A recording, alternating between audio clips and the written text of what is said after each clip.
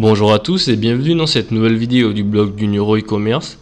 Donc dans la vidéo d'aujourd'hui, ce que je vais faire, c'est que je vais vous montrer les différents indicateurs à entrer quand vous faites de la publicité Facebook ou plus généralement du e-commerce ou du dropshipping afin d'avoir les meilleurs KPI sur Facebook Ads. En gros, les KPI, ce sont les indicateurs qui vont vous permettre d'avoir une certaine visibilité sur vos résultats et qui vous permettront de gagner du temps lors du choix des décisions stratégiques concernant votre business.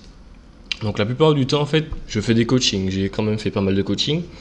Et la première chose que je conseille à mes élèves, c'est d'organiser leur business manager afin d'avoir la meilleure visibilité. Aujourd'hui, ce que je vais faire, c'est que je vais vous montrer du coup comment faire pour avoir la meilleure visibilité et comment organiser vos colonnes pour pouvoir prendre les meilleures décisions. Donc d'abord, ce qu'on va faire, c'est qu'on va venir sur la partie du business manager, ici, là. Je pense que vous connaissez tous si vous faites un peu de Facebook Ads. Donc on va cliquer ici dans la partie colonne et on va faire personnaliser les colonnes. Une fois qu'on a cliqué sur personnaliser les colonnes, on va tout supprimer et on va entrer un certain nombre de colonnes. On va ajouter un certain nombre de colonnes. Ça va prendre un peu de temps, donc c'est parti. Donc on va commencer, il faudra ajouter exactement dans cet ordre-là. Donc la première colonne, c'est la colonne budget. La deuxième colonne, c'est la colonne montant dépensé. La troisième colonne, c'est la colonne CPM. CPM, coût pour 1000 impressions. La quatrième colonne, ce sera la colonne impression du coup. La colonne suivante, ce sera la colonne répétition. Ensuite, on va ajouter la colonne CTR tous. Celle-là, ici. Ensuite, on ajoute celle juste en dessous. CTR, 2 clics sur le lien. Ensuite, on va ajouter clic sur le lien qui se trouve juste ici. Clic sur un lien. Ensuite, de mémoire, il faudra ajouter la colonne CPC, coût par clic sur le lien, ici. Ensuite, on va ajouter la colonne vue de contenu sur le site. Ici, on commence à être dans la partie des conversions. La partie des conversions, c'est ce qui se passe sur votre site et pas sur Facebook, pas sur les publicités Facebook. Du coup, on va sélectionner vue de contenu. Vue de contenu, on va cliquer ici. Mais d'abord, il faudra faire attention. Une fois qu'on clique ici, on va décocher ces deux cases-là sur la droite. Ensuite, on va mettre ajout au panier. Enfin, ajouter au panier. On ajoute et on décoche ici pareil. Maintenant, ce sera coût par ajout au panier. Du coup, on clique ici. Ça va ajouter juste en dessous. Ensuite, ce sera paiement initié. On ajoute, on décoche. Ensuite, ce sera coût par paiement initié. Du coup, on va venir cliquer ici. Et ça ajoute juste en dessous. Maintenant, ce sera ajout des infos de paiement. On clique ici. On décoche. Et on clique ici. Pour avoir le coût par ajout aux infos de paiement. Ensuite, la valeur de conversion des ajouts des infos, la valeur de conversion. Attendez, je crois que c'est coût, enfin non, c'est ajout des informations de paiement, voilà. Du coup, on va sélectionner coût. Voilà, du coup, j'avais déjà fait, tant mieux. Maintenant, on passe à la partie achat. On clique sur achat, on décoche ces deux choses-là et on va cocher la partie valeur. En gros, valeur de conversion des achats. Et on va cocher ensuite coût par achat. Et enfin, on va sélectionner la colonne ROAS, retour sur investissement publicitaire. Une fois qu'on a fait ça, il faudra cliquer ici sur enregistrer comme prédéfini.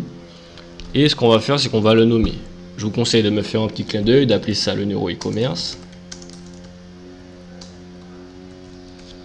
Et d'appliquer. Et voilà. Donc une fois que c'est fait, on voit que les colonnes elles sont un peu mieux organisées. Donc ici c'est le business manager de notre client. Je vais vous montrer directement sur l'un de mes business managers. Comme ça vous comprendrez mieux en quoi ça vous aurez une meilleure visibilité sur vos chiffres. Du coup on se retrouve ici. Du coup pour la première colonne budget, vu que c'est une CBO, ça n'affiche pas vu qu'on est au niveau de l'ensemble de publicité. Mais si vous êtes en ABO, du coup en Ad Set Budget Optimization, ce sera plus simple pour vous, vous aurez le budget de votre ensemble de publicité juste ici.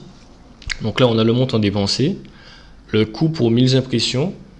Du coup en voyant le coût pour 1000 impressions, vous saurez si votre créative est bonne. En gros, plus la créative est bien, plus le coût par impression est censé diminuer. Impression, c'est le nombre d'impressions. Répétition, ça correspond au nombre de fois qu'une personne unique verra votre publicité. Donc ici, on voit que c'est à 1,16, c'est pas mal. En conversion, on est autour de ça. Mais il faudra quand même faire attention à votre répétition sur la semaine, par exemple. Si vous voyez que sur une semaine, vous avez une répétition de 3, ça veut dire qu'il faudra rajouter des créatifs dans la partie publicité, juste ici. Parce que sinon, les gens ils vont toujours voir la même publicité et ça risque de ne pas convertir et de faire augmenter vos CPM derrière. Ensuite, CTR tous, c'est le pourcentage de personnes qui vont venir cliquer sur votre publicité, sur votre lien, sur votre image, mais pas forcément qui vont se rendre sur votre site. C'est juste le nombre de clics, enfin le pourcentage de clics. CTR taux de clics sur un lien. Là, ça correspond au nombre de personnes qui vont voir votre publicité, au pourcentage de personnes qui verront votre pub et qui iront cliquer dessus. Clic sur un lien, c'est le nombre de clics sur un lien. Le coût par clic, c'est du coup le coût, combien ça vous coûte par personne qui va cliquer sur votre lien pour arriver sur votre site. Le nombre de vues de contenu sur le site web. Le vue de contenu sur le site web, c'est différent de clic sur le lien parce qu'il y a des gens qui vont se perdre entre le clic sur le lien et le vue de contenu sur le site. Il y a des gens qui, par exemple, soit ils ont une connexion trop lente, soit le site n'est pas assez rapide, du coup ils vont le quitter, soit ils ont cliqué sans faire exprès. Du coup, le site n'aura pas le temps de charger. Du coup, il y aura toujours un petit écart entre le nombre de clics sur le lien et le nombre de vues de contenu sur le site web. Le nombre d'ajouts au panier, du coup, c'est le nombre de personnes qui vont ajouter au panier. Le valeur de conversion des ajouts au panier, du coup, ça correspond à la somme que vous auriez eue si la totalité des gens qui avaient ajouté au panier avaient acheté.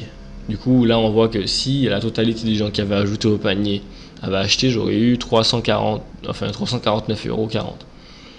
Du coup, le coût par ajout au panier, le nombre de paiements initiés sur le site web, généralement, ça sera toujours aussi inférieur au nombre de coûts au nombre d'ajouts au panier, dans la mesure où il y a peut-être des gens qui vont ajouter 2 fois, qui vont ajouter 2 ou 3 produits à leur panier, mais qui vont initier un paiement une seule fois. Du coup, c'est quand même logique que le nombre de paiements initiés soit inférieur au nombre d'ajouts au panier. Après, il y aura aussi des gens qui ne vont pas forcément ajouter au panier. Qui vont ajouter au panier, mais qui vont pas forcément aller jusqu'au paiement initié. Là, c'est un autre problème. Là, c'est un problème d'abandon de panier. Et voilà. Du coup, il y a le coût par paiement initié. En gros, combien ça vous coûte quand une personne va venir... combien ça vous coûte qu'une personne clique sur le bouton paiement initié, du coup, passer à la caisse. Le nombre d'ajouts d'infos de paiement sur le site. En gros, si vous voyez que le nombre d'ajouts d'infos de paiement sur le site est différent du nombre d'achats, ça veut dire certainement qu'il y a un problème au niveau de Stripe, au niveau de PayPal ou au niveau de la carte de votre client. Après, c'est des choses qui peuvent arriver. Ici, on peut voir que là, il y a eu 5 achats et 5 ajouts d'infos de paiement sur le site web. Donc, du coup, tout s'est bien passé. Du coup, valeur de conversion des ajouts d'infos. Du coup, c'est 6 000 € valeur de conversion des achats dans la mesure où toutes les ajouts d'infos se sont bien passés. Le coût par ajout d'infos qui sera à peu près 6 000 € coût par achat. Et enfin, le ROAS qui va correspondre au retour sur investissement de vos dépenses publicitaires. Ça veut dire que si vous avez un ROAS de 4,53, ça veut dire qu'à chaque fois que vous dépensez 1 € en pub, vous gagnez 4,53 €. Donc c'est tout pour cette petite vidéo. N'hésitez pas à laisser un petit pouce bleu, à vous abonner à la chaîne et pourquoi pas partager cette vidéo. Si cette vidéo vous a été utile, vous pouvez également vous rendre sur mon blog. Le nom du blog c'est leneuro-ecommerce.com. Dessus, je traite de Facebook Ads, je traite d'amélioration de Shopify, je vous donne des petits hacks, je teste des applications.